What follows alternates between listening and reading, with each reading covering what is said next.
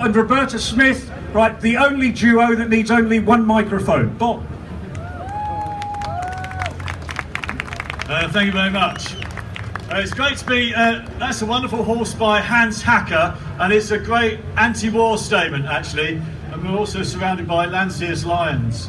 But I want to show, you know, on these marches you get thrust things into your hand, and I've written on the back, this is something I was thrust by Amnesty International in solidarity with those Amnesty International people trying to find out the truth about what happened to Giulio Regini. But also, you know, I'm Bob and Roberta Smith. I teach at London Metropolitan University, and we should be expanding London Metropolitan University. Education says to Londoners, you know, what unites us is huge and wonderful, and what divides human beings is small and mean.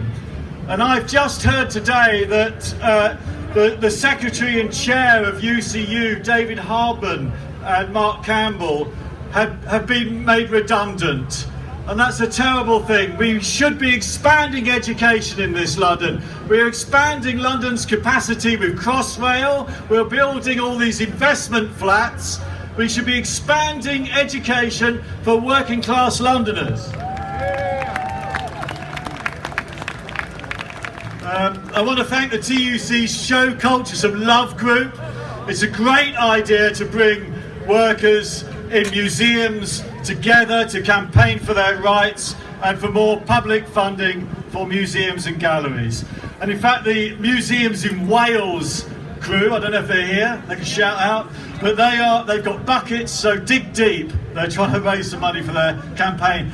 But why is an artist talking to you, really?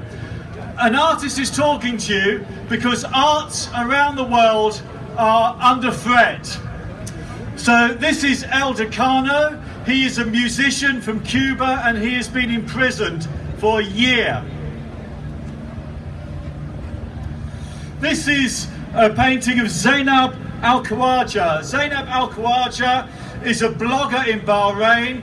She has been arrested with her one-year-old son and is detained. Dada Hadara was a Gambian journalist who was murdered. Ashraf Fayed, he's a Palestinian curator. He was given a capital sentence. He was due to be beheaded. That has been commuted to 800 lashes, which will kill him anyway. He's a curator, and he curated shows in the Venice Biennale. But he's also a poet. This guy, Petr Pavlansky, is an extraordinarily brave Russian artist. Petr set light to the FSB doors in Moscow, where the Lubyanka is known as, and now he is behind those doors, imprisoned. This is a Tibetan musician, Kelsang Yathet. He has been imprisoned.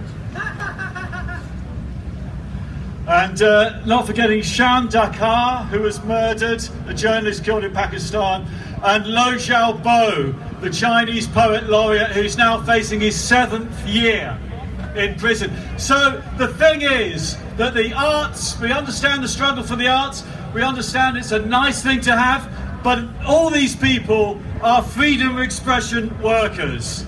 They are fighting for human rights. Art around the world is under threat. Whip the blogger, shoot the poet, imprison the artist, demolish the ancient city, and you frighten the populace.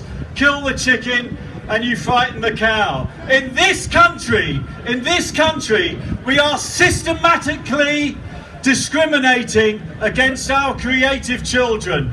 Tell the kid that art is not worth studying, and you will not develop their voice, and you won't hear from them in Mayday rallies of the future. But the daft thing is, even if you are a Conservative, I don't imagine any of you are, but if you are a Conservative, the economy of the arts is, when I painted this, worth 71.4 billion. It's now worth 80 billion. To deny kids access to the arts is to deny them access to an economy in which they could become quite wealthy and live a decent life. So we must protect the arts in education, stop the academisation of schools, and stop Nicky Morgan's e-back. All schools should not be academies, all schools should be art schools. Art is your human right. Thank you.